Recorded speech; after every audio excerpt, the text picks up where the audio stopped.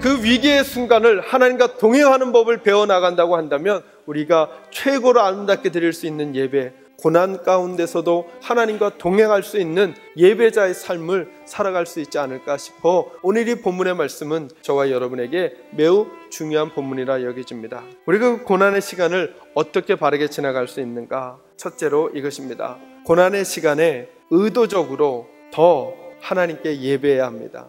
여러분 20절에 보면 욥이 일어나 겉옷을 찢고 머리털을 밀고 땅에 엎드려 예배했다 이런 표현이 나옵니다. 여러분 1절에서 5절까지 말씀엔 욥이 얼마나 온전한 사람인지를 설명해 주고요, 6절부터 19절까지는 어떤 내용들이 서서히 나오냐면 욥이 당한 고난이 나옵니다. 그리고 나서 욥의 행동이 20절에 예배한 것입니다. 여러분 욥이 하나님 앞에 나아가 예배했다고 합니다. 여러분 이것은 가장 어색한 모습 아니겠습니까? 예배하기 가장 힘든 시간, 그것이 바로 고난의 시간이거든요. 고난을 넘어가는 가장 좋은 방법을 우리에게 지금 성경이 보여주신 게 뭐냐면 고난의 시간에 그러므로 하나님 앞에 예배해야 한다는 것이죠. 그런데 그 예배가 잘 안 되거든요. 여러분 고난이 왔을 때, 어려움이 왔을 때 우리가 자연스럽게 예배하게 될 거라고 생각하지 마십시오. 절대 그렇지 않습니다. 절대 그렇지 않습니다. 우리에게 고난의 시간에 더더욱 특별히 예배에 대한 결단이 필요하다고 하는 것입니다. 나는 고난이 왔으니 더 예배할 거야, 결단하셔야 됩니다. 저는 여러분에게 고난의 시간에 더더욱 하나님 앞에 예배하는 결단이 있기를 주님의 이름으로 축원합니다. 두 번째로는 고난의 시간에 의도적으로 더 하나님을 의지해야 합니다. 무슨 말이냐면 여러분 우리는 때로는 고난을 당하면 하나님 생각하지 아니하고 그냥 우리 생각으로 막 말하고 우리 생각으로 막 생각하고 우리 생각으로 막 행동합니다. 이 고난이 왜 왔는지 욥이 다 이해하지 못합니다. 어떻게 나한테 이런 일이 생길까? 그도 의구심이 많을 것입니다. 그럼에도 불구하고 그가 생각합니다. 이 일이 내게 생긴 거 분명히 무슨 이유가 있을 거야, 하나님께. 나는 아직 이해 못하지만, 나 아직 다 생각할 수 없지만, 다 풀어낼 수 없지만 주신 분도 하나님이고 거둬가시는 분도 하나님이라면 오늘 내게 닥친 이 일 분명히 무의미하지 않을 거야. 무슨 이유가 있을 거야. 하나님하고 연관하여 살아간다라고 하는 것이죠. 고난의 시간에 그 문제를 하나님하고 연관해서 풀어가는 것입니다. 여러분 모든 것이 하나님의 것이라는 것의 반대편 이야기가 뭘까요? 지금 내가 가진 것이 내 것이 아니라는 것입니다. 내 능력만으로 내 인생이 안 되는구나. 내 계획만으로 우리 가정이 잘 되는 게 아니구나. 내 열심만으로 내가 성공할 수 있는 게 아니구나를 인정하기 시작한다는 거예요. 모든 것이 하나님의 손 안에 달렸구나. 고난의 시간에 욥이 그것을 알기 시작하는 거죠. 맞아. 내 계획대로 되는 게 아니야.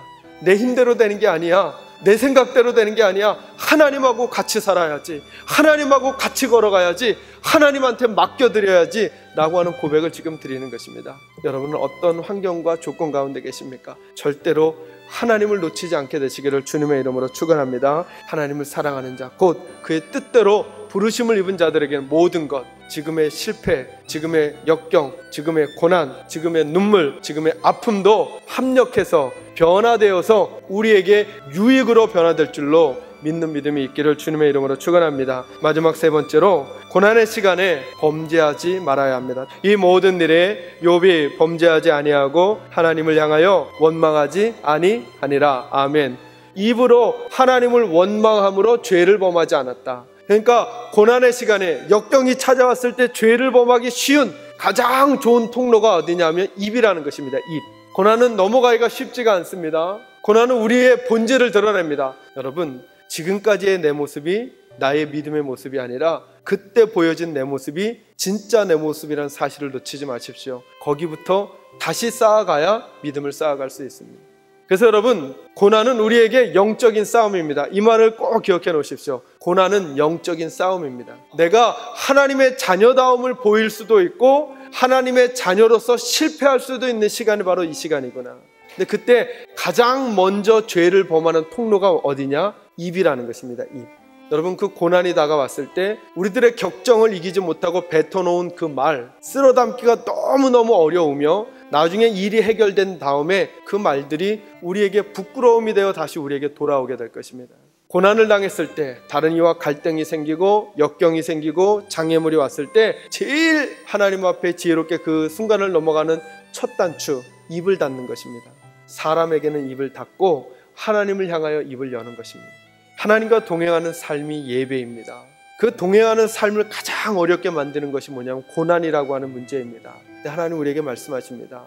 그 어떤 고난도 하나님이 눈여겨보시지 않는 고난 없다 말씀하십니다. 하나님 우리와 함께 하시고 모든 것이 합력해서 선을 이루도록 도와주실 것입니다. 우리가 고난당할 즈음에 우리가 감당하지 못할 고난당함을 허락하지 아니하시고 피할 길을 내어 주시겠다고 약속하셨습니다. 그 하나님의 때가 올 때까지 입으로 범죄하지 마시고 마음으로 범죄하지 마시고 행동으로 범죄하지 않으며 하나님의 때를 기다릴 줄 아는, 그래서 하나님과 동행하는 저와 여러분이 될 수 있기를 주님의 이름으로 축원합니다.